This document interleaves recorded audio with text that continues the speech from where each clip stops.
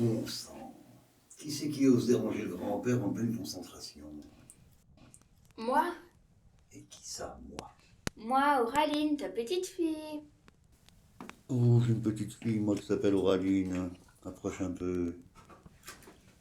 Oh, c'est Auraline, ta petite fille. Viens t'asseoir. Comment s'est passée la promenade aujourd'hui? Bien, bien, mais il arrive que le chemin soit un peu dur de temps en temps. Ah oui, mais maintenant t'as petit montagnard. Ouais. Hein? T'es une grande Et fille. j'ai vu des chamois. Non, déjà, oh, il est comme celui-là. Ouais.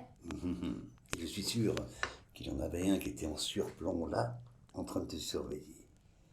Oui, mais comment tu le sais? Ouais, il y en avait un sur le rocher juste au-dessus de moi. Et après, hop, il est parti dans l'alpage du dessus. Non, là, tu veux dire. Oui, sauf que dans l'alpage du dessus, il y avait encore un peu d'arbre. Petit mon cœur.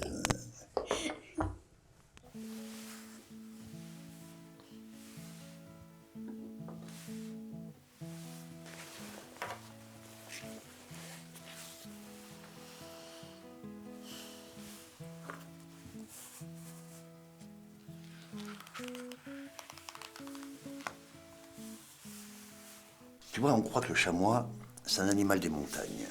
Eh ben non. Parce qu'il y a eu des fouilles archéologiques qui ont prouvé sa présence dès l'âge de pierre, et ce, dans la grande moitié sud de la France. Il était même présent largement dans les plaines. Et puis, Qu'est-ce que tu tu veux, veux, le le développement de l'activité humaine et puis la chasse l'ont poussé à se réfugier en altitude.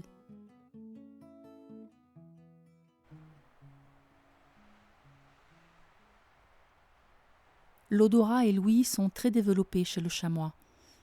Et pourtant, c'est sa vue qu'il va utiliser en premier.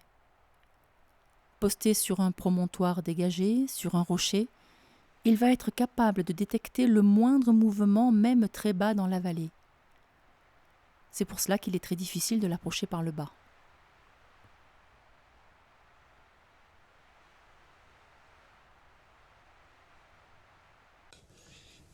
Il y a une chose, quand même, que j'ai jamais comprise.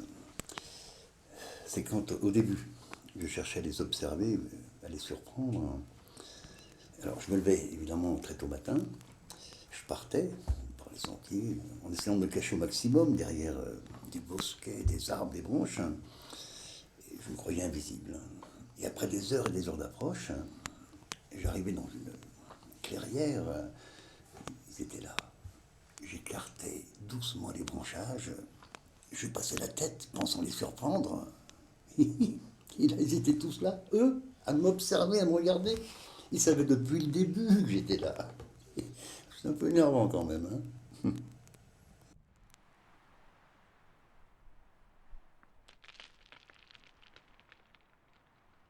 Le mâle est de tempérament solitaire.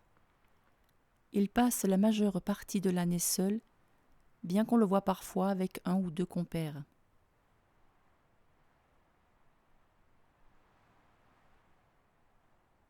La vie des femelles est organisée autour de la chevrée. Elles peuvent avoir leurs petits dès la 2e année, mais en pratique elles l'auront plutôt à l'âge de 3 ans. Et si tout va bien, elles donneront naissance à 10 ou 15 chevreaux au cours de leur vie. Sur un territoire protégé, on en voit parfois par 50 assez facilement. En milieu sauvage, les groupes sont plus petits et plus dispersés.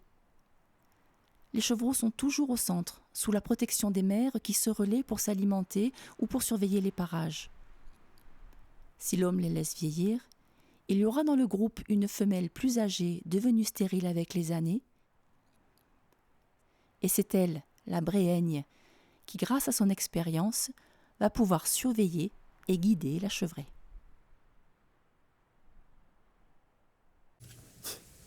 Dis grand-père, c'est quoi ici là? Regarde. Alors, les chevreaux, à la naissance, ont de toutes petites cornes. Tu vois? Puis à l'âge d'1 an, les cornes arrivent quasiment à la moitié des oreilles. Alors, les jeunes mâles, on les appelle les éterlous, et les jeunes femelles, Les éternels? les éternels. les éthers, là. Et puis à l'âge adulte, voilà, les cornes dépassent les oreilles. Donc on a le bouc et la chèvre.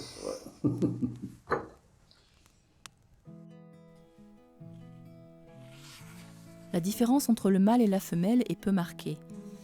Il n'est pas facile de les distinguer. Alors retiens qu'un animal isolé avec des cornes bien arrondies a toutes les chances d'être un mâle.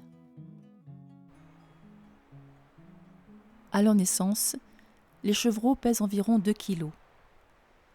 Il faudra qu'ils atteignent en 6 mois, de mai à novembre, 10 à 12 kg pour aborder la rigueur de l'hiver. En théorie, le chamois peut vivre jusqu'à 25 ans, mais en pratique, c'est beaucoup moins que ça. Il s'autorégule très bien tout seul pour atteindre une densité de 10 à 15 têtes au kilomètre carré. Cela va dépendre pour beaucoup de la disponibilité des zones de refuge et surtout de la qualité de la ressource alimentaire en été comme en hiver.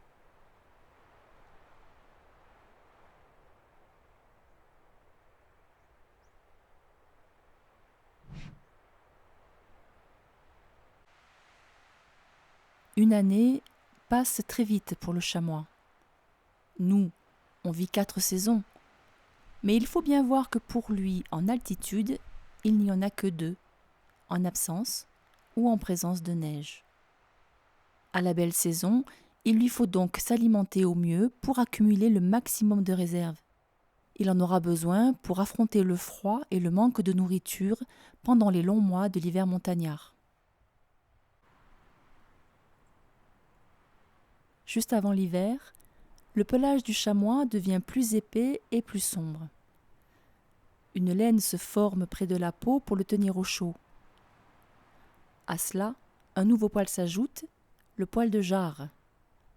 Il est destiné à former une barrière contre la pluie et capter au mieux la faible chaleur du soleil. Il est donc beaucoup plus foncé. Avec un tel pelage, il est parfaitement équipé pour affronter le froid et il peut passer la nuit couché à même la neige.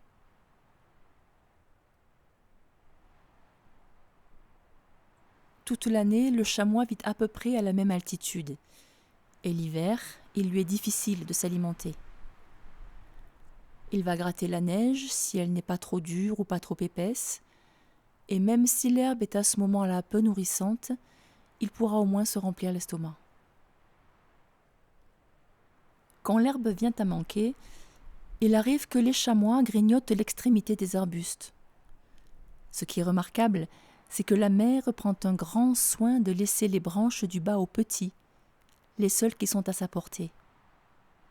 S'ils n'ont pas à se nourrir, ils vont rester au maximum immobiles pour économiser leur énergie. Le premier hiver est le plus difficile pour les chevreaux. Les mauvaises années, jusqu'à 30% d'entre eux peuvent mourir à cause du froid, du manque de nourriture, des chutes ou des avalanches.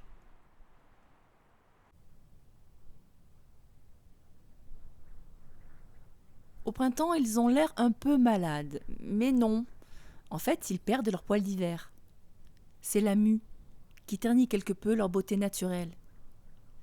Avec le retour de températures plus clémentes, ils remettront leur belle robe d'été.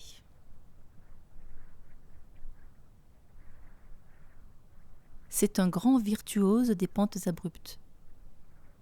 Le chamois est un équilibriste né, et d'ailleurs les alpinistes s'en sont bien inspirés. Il ne lève qu'une patte à la fois et garde toujours 3 appuis fermes sur le sol. Il peut vivre partout, dans toutes les régions, même en basse altitude, pourvu que des zones escarpées le mettent à l'abri de ses principaux prédateurs naturels, le lynx ou le loup. Mais le chamois est exposé à un bien plus triste et bien plus grand péril.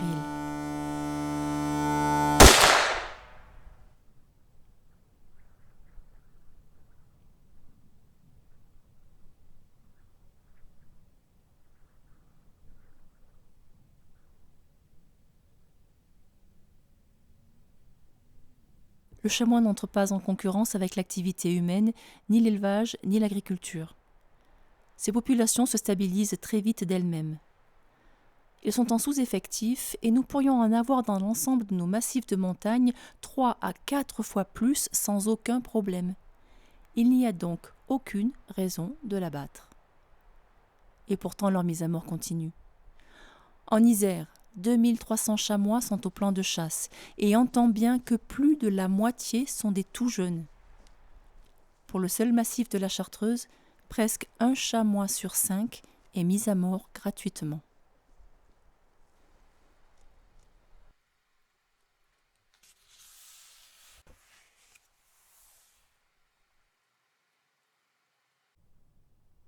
De novembre à mi-décembre, pendant la période de rut, les mâles adultes n'acceptent plus de concurrence. Ils vont s'imposer, souvent sans combattre, en repoussant les autres prétendants loin des femelles. Ces courses-poursuites peuvent être particulièrement spectaculaires.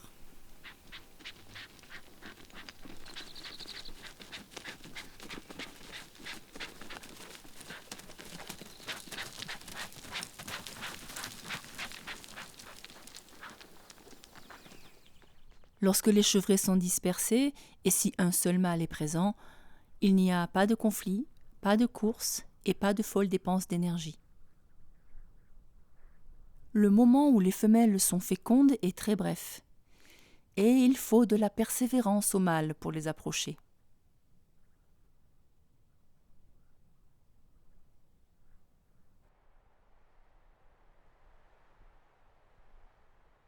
Alors ça c'est très joli à regarder. Pendant toute la première année, les mères éduquent et s'occupent avec un grand soin de leurs petits et le font sans relâche. Quand la période des accouplements est passée, donc à l'entrée de l'hiver, elles sont doublement mères. Elles aident un premier chevreau à passer l'hiver, tandis que le second grandit bien au chaud dans leur ventre.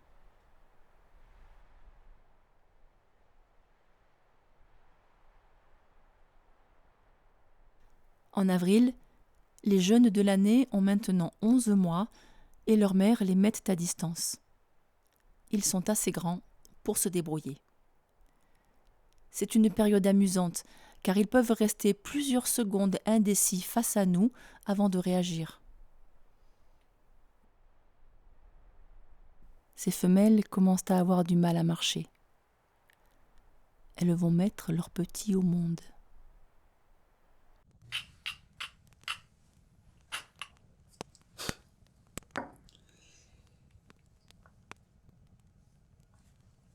Tiens ma fille, ça, c'est pour toi.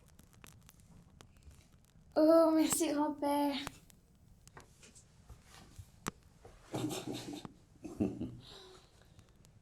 Quand tu seras plus grande, toi aussi, tu pourras courir après le chamois.